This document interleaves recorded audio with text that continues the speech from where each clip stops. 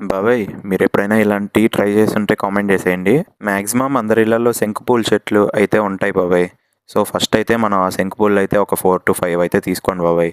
తర్వాత వాటి కాడలన్నీ తీసేసి వాటిని వాటర్‌తో బాగా క్లీన్ చేసుకోండి బాబాయ్. తర్వాత టీ గిన్నెలో వాటర్ పోసుకొని దాన్ని స్టవ్ మీద పెట్టి ఆ ఫ్లవర్స్ కూడా దాంట్లో ఏసేయండి బాబాయ్. కొంచెం సేపటికి అవి బాగా బాయిల్ అవ్వడం స్టార్ట్ అవుతాయి. ఆ ఫ్లవర్స్‌లో ఉండే కలర్ మొత్తం ఆ వాటర్‌లోకైతే వచ్చేస్తది బాబాయ్. ఆ వాటర్ అయితే బ్లూ కలర్‌లోకి వచ్చేస్తాయన్నమాట. అవి బాగా మరిగాక తీసుకొని వడగట్టేసుకోండి. ఆ తర్వాత మనం కప్‌లో సర్వ్ చేసుకోవడమే.